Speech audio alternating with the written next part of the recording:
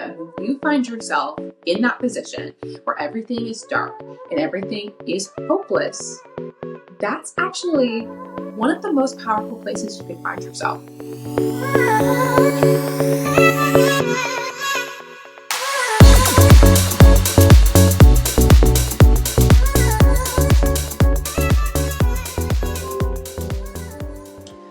Okay guys, does the fall ambiance music not sound like an altar call? Like, it's so much. Just listen. Does that not sound like somebody is about to ask you, do you want Jesus Christ to be your Lord and Savior? Like, it's uncanny, truly. Anyways, enough of that. Hi guys, and welcome back to When Are You Free? I am your host, Aaliyah Joyce, and I am so excited that you're here. Girlies, I've had a very, very busy week. A lot has been happening. And also it's officially fall. Can you actually believe? Do you see the ambiance? Do you see the pumpkin? Do you see this? And it looks like coffee. It looks like, oh, Aaliyah, is that your coffee? No, it's a candle. Yeah, it is a candle. It smells so good. It's double chocolate espresso. It smells edible. It's actually insane. I went to Home Goods and TJ Maxx like the past 2 weekends, and I have found the perfect fall candles. Like, just they're superior, and I know that they are because I put in the work, ladies. I put in the time. I put in the effort. I was sniffing. I was closing. I was opening, shifting it around. And you know how like much they pack those shelves. I was in it, and I found them. Won't show them all today, but you guys have got to get on it if you're not already on it.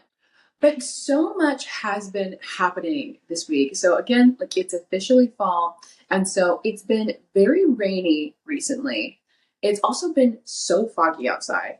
Like this morning, I woke up and I was like, I'm in Twilight. Like this is what it is. Edward is about to come out of the woods and up to my balcony, and and we're gonna be together because I'm basically Bella Swan. It's not chilly yet, but I can feel it. Like we're on the precipice of having crisp fall air. But something about this weather, it just makes you want to stay inside. It makes you want to cozy up and read a book, want to journal a little bit. Me personally, I've been feeling very reflective. I don't know if anyone else is like this, but I will spend whole hours of time just reflecting on my whole life. And to me, I feel like every couple of months or so, maybe even every month, where I'll be like, you know, when this thing happened to me in 5th grade, let's unpack that and let's see, like, how does this still affect me today? I literally will psychoanalyze myself. I will have my own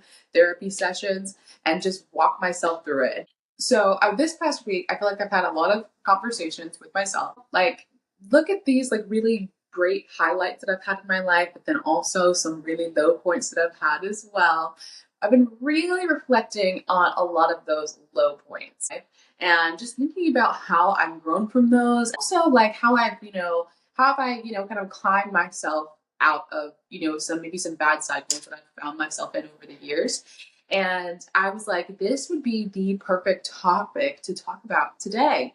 So today's topic is going to be talking about rock bottom. Yes, yes, girl. It's everybody's favorite topic. It's everybody's favorite thing to talk about is all of their failures. We love that. As always, there is no judgment here. We are real. We are authentic. We're not about the shame. I've been there I've been there maybe 20. People are like, oh, you're living your best life. It's kind of the opposite for you.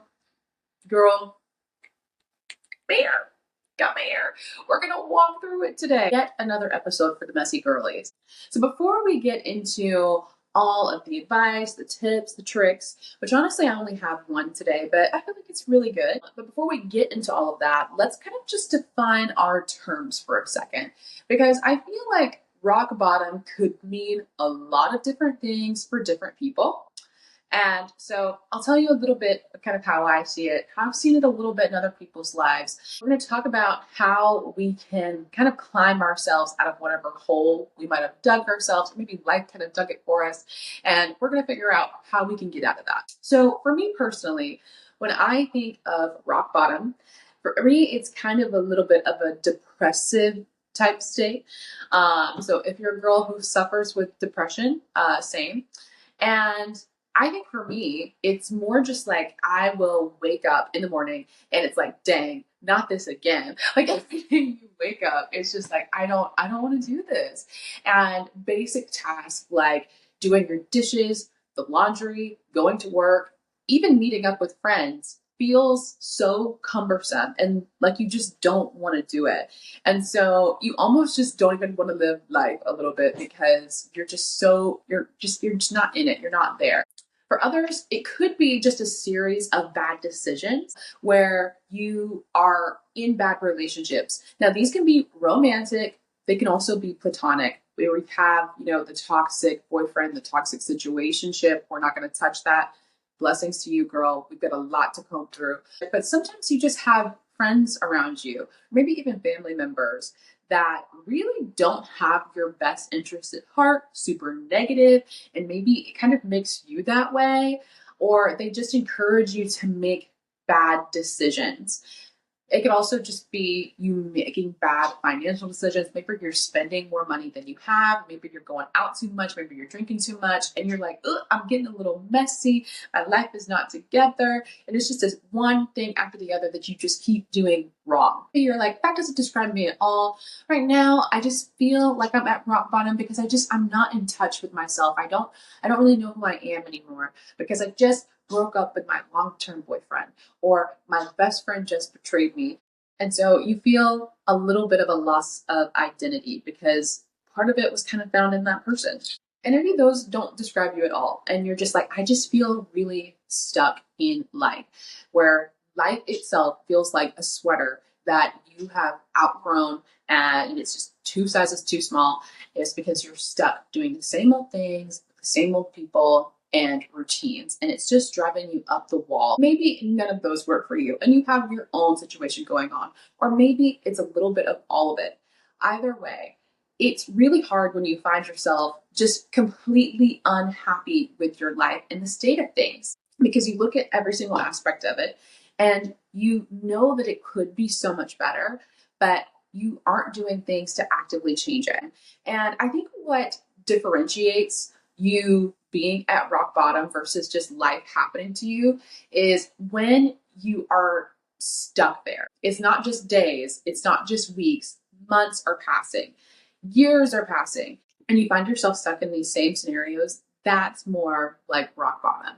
In fact, you are more in love with the idea of changing your life than actually doing anything about it, where it's, oh, I'm really going to start working out next month for sure when I have more time.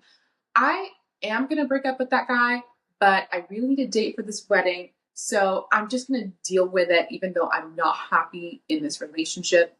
This is something that I also haven't mastered. I'm going to start saving more money and eating out less.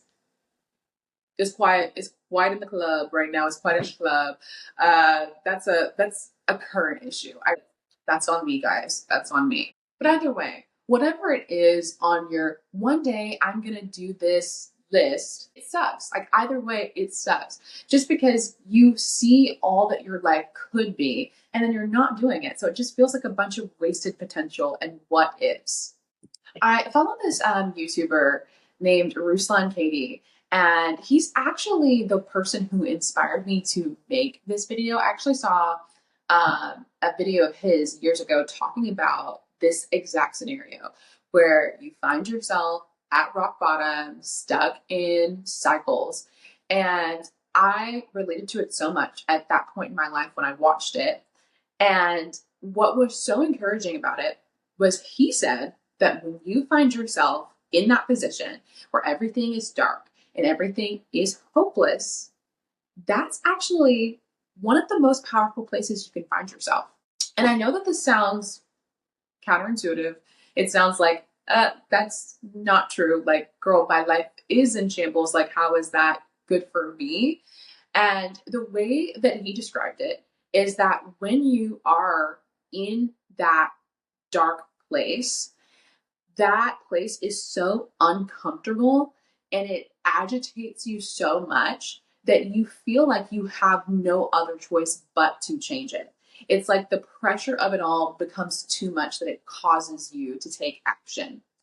And so I don't know if any of you guys like have little manic cleaning episodes, but anybody who knows me knows that this happens to me very often, where sometimes you just get tired, life gets busy. So the apartment, the house, the room, it gets a little messy, and I probably let it go a little bit.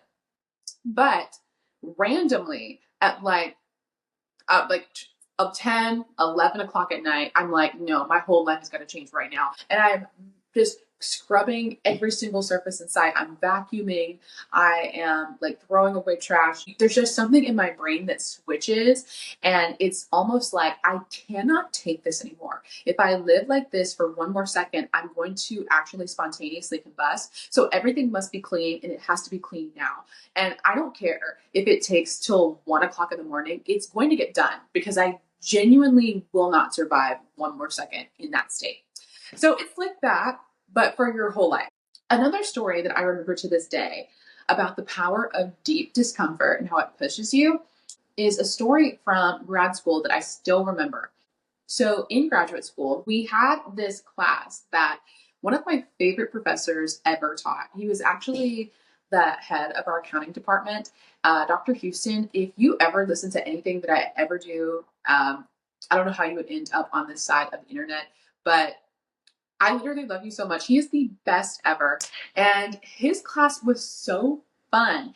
And so he would really just have us all come into class and then he would just ask us the most thought-provoking questions and we would all just like respond. And it was so crazy. It was almost like a group therapy session, just talking about the most off the wall things. And so sometimes it'd just be us talking, him talking, but a lot of the time he would also have guests come to class that had a wide variety of different professions, not just accountants, which I loved. And one day he had an author come in from one of his favorite books, and he told us about how he became an author. He actually didn't start off like wanting to be a writer or anything like that. He originally started his career in corporate law. And on the outside looking in, he had it all. He looked super successful. He had a nice sports car, lived in a gated community. He had a six-figure salary and, just the prestigious title to go along with all of it. And so it really looked fantastic from the outside. But in his own heart, in his own mind, he literally hated his life so much. Actually hated it. Like when he was describing it, he was like, I actually wasn't even like that good at my job. And every single day went in, it was just torture. And he just didn't even really want to be involved in law. And so I can't quite remember what it is that pushed him to the breaking point. But either way, this man got there and he decided that he was going to quit. And so he did. Great for him. Amazing. And so he quit. And then he started writing for a newspaper column. And I can't remember what time frame this was. I was like, I can't tell you the last time I've even seen somebody hold a newspaper, but started writing for newspaper columns and he really enjoyed it. And eventually, again, I think it took him a long time, but he became a published author. And what's so funny is that when he quit, so many people around him were like, oh my gosh, like this is amazing. Like, I wish that I had the courage to do the same thing. I actually also hate it here, but I'm not brave enough to quit. And that just like stuck with me, like always. That story has always stuck with me. If you don't like something, if you hate something so much, if things are just super uncomfortable and not what you want it to be, it kind of forces you to make a change. Now, what I don't want you to hear me say is that you always need to be in a state of discomfort, and that's how your life is going to drive itself, is by always being miserable. I'm not saying that. What, like, the goal really is actually to be content with your life. I hope that's the case for all of us, is that we look at our lives and we are, happy with where we're at. I think being content should be the goal. At the same time, I also think that mediocrity is the killer of dreams and ideals that you hope to realize in your own life. So, you being average and you being mediocre is not doing you any favors, and just taking something and being like, oh, well, I guess this relationship is good enough, or this job is good enough, or whatever situation that you find yourself in, and just accepting that and saying that I'm not going to do anything to change it if I'm not content with it. And what I mean is, when you just constantly look at your life and multiple facets of it and you're just not happy with it, that is super frustrating, and it's living a life that's very unfulfilled. And I don't think that any of us want to do that. And again, I cannot stress this enough, that being content with your life or being happy with your life doesn't equal being the richest person in the world. It does not equal being the most fit person you know. It does not equal fame or notoriety. Those things are not one and the same. I believe that being content derives from you looking at, okay, these are the things that I value in life. These are some of the things that I aspire to.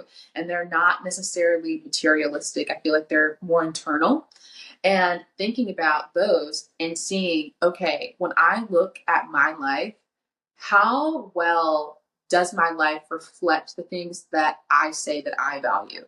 And if you look at your life and you're saying, hey, like, it's, of course, it's never going to be perfect, but I see those things reflected in my life, and I see how I'm constantly pushing towards those things more and more, then fantastic. That's great.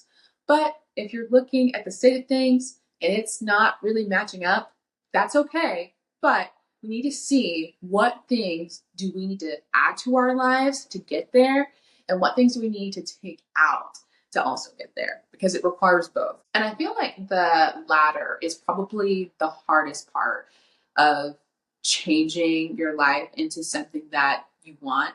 It's letting go of your old one. It's super difficult, because even if you hate your life right now, it's familiar. Like, again, we're talking about cyclical patterns, things that you might have found yourself in for months and years, and you're just used to things being that way.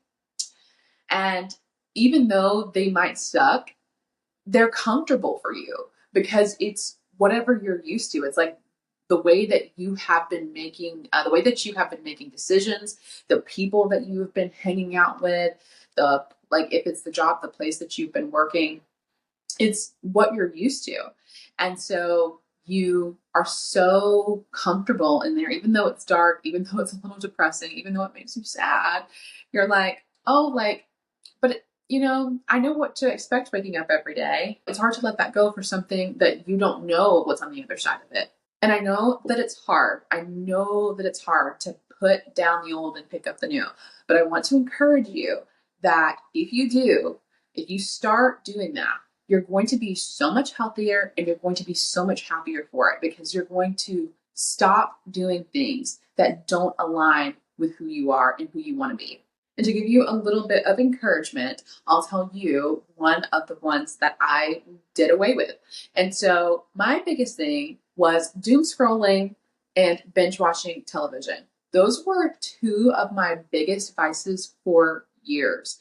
And I'm going to be honest, I still do those things, but it's not nearly as bad and not as much of a coping mechanism as it used to be for me. Before, I used to scroll for hours on all of the social medias on rotation: Instagram, TikTok, Facebook. It didn't matter. Pinterest should be a rabbit hole for sure. But I used to doom scroll on there and literally think about, like, I would almost like live my life through other people, like through the screen, and feel like, because I was watching all of this, somehow it was like tricking my brain into thinking that my life was getting better, but I wasn't actually doing that. I was just sitting on my couch and not living. Or like binge watching television and then like, kind of escaping into that world. And I don't know, I think that I just had a huge problem with escapism in general. Like that's all that I wanted to do. It's like when I came home, I didn't really do anything else. Is like I would just immediately want to turn my brain off and like not do anything else ever, even on the weekends. And it was so bad. It is so unhealthy. And one day I just realized, I don't really want to live a life that I feel like I need to escape from all the time. I want to make my life beautiful and cultivate things that make me want to actually actively live in it. So, what do we need to do? So, that's what we're going to talk about next.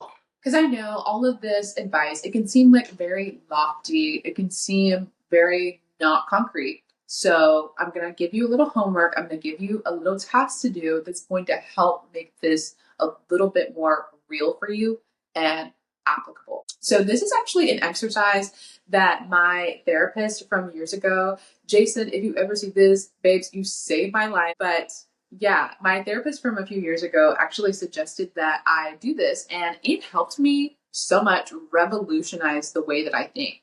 And so it's so simple. It's crazy. You could do this in 5 minutes. He was like, just make a list of things that you value. So, in my little exercise, a couple of things that I wrote down were compassion, ambition, emotional intelligence, wisdom, and knowledge. So these are all just like very, very general things. Like nothing on here is crazy. And these are things that, I hoped through my thoughts and through my words and actions, I hope that I would embody these characteristics in my life. So I feel like the whole idea behind this exercise is not to make this list too long and too complicated. I think a lot of the time when we find ourselves in rock bottom, part of the reason why it's hard for us to dig ourselves out of that is because we want to make like a 20-page long list of new goals and habits that we're going to do. And it's frankly too overwhelming to do all of that at once when you're starting from like, girl, I'm barely getting out of bed to trying to be the most optimal version of yourself. Like, let's not put so much pressure on ourselves out of the gate. That's just unrealistic. And maybe you can do it, but I feel like most of us cannot. It's too much. It's too much to do.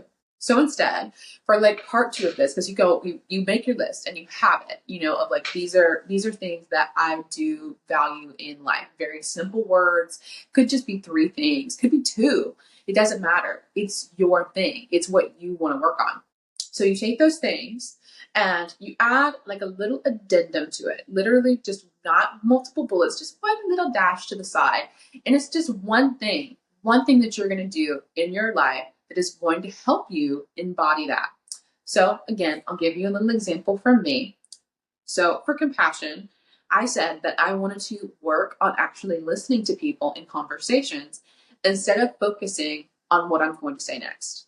This is something that I already do. I talk to people day in and day out. This is not something that I need to go out and buy. This is not adding something crazy to my routine. I just, in my normal everyday conversations, to help me become more compassionate, I'm going to work on becoming a better listener to people.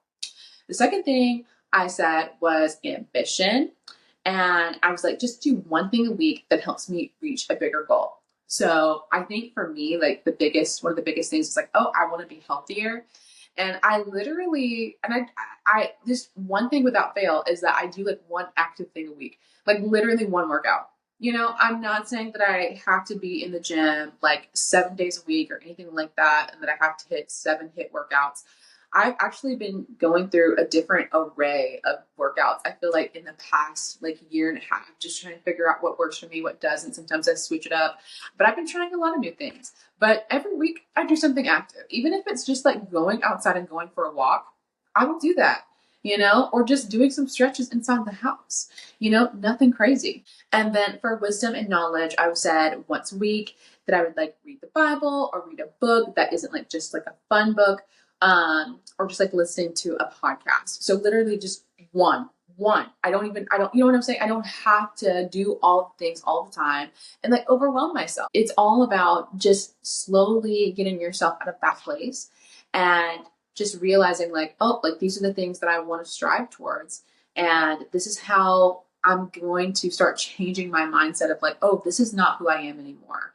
I'm aligning myself with these things that I say are super important to me. And so I'm slowly, bit by bit, in my every little day actions, are going to embody those things. And it starts to make you feel so good about yourself because it's just like, oh, this is this tiny thing. But I'm becoming who I really want to be by doing this tiny thing. So you don't have to do all of those things at once. You can make that list a little bit more bulky as time goes on. You can keep it short, keep it simple, keep it sweet, wherever you are, whatever is going to be most helpful and comfortable for you. As I know that sometimes when you find yourself in this hard space, especially if you deal with like mental health struggles, if all you can do is one attribute and it's one small thing, then I'm so proud of you. And you should be so proud of yourself because that takes so much strength when you are in that dark place to just fight against your own mind and be like, I'm not going to let you have this one part of me.